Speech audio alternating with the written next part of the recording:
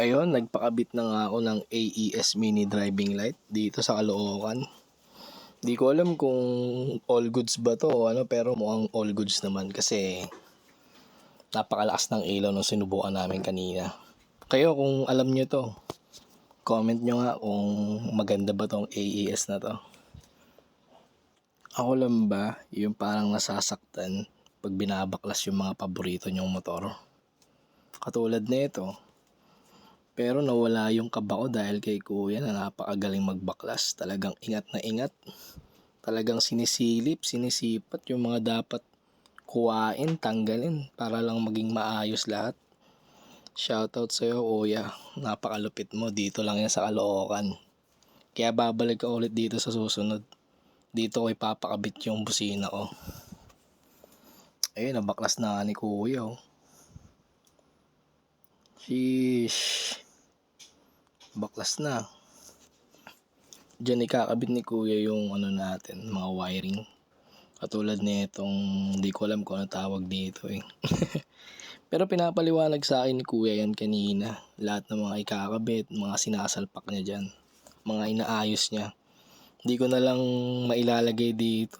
Kasi dami rin namin pinag-usapan eh. Ayan o, yung mga ikakabit niya.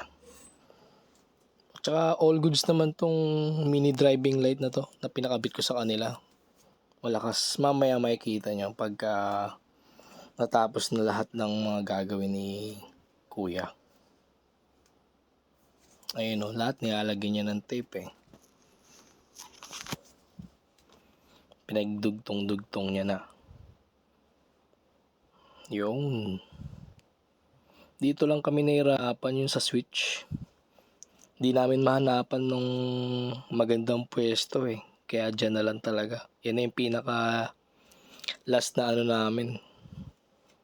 Nahanap na maganda-ganda para sa kanya. Kaya yun, papasok na to sa loob.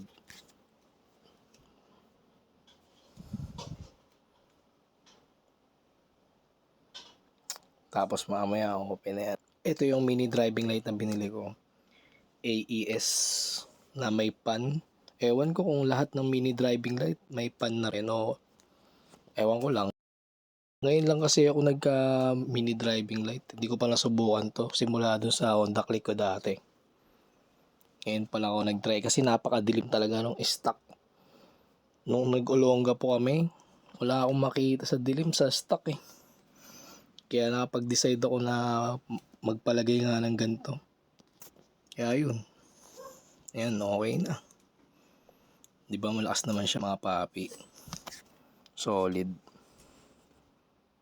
Mas maganda sana kung mas malaki. Tsaka nagpalagay na rin ako niya no.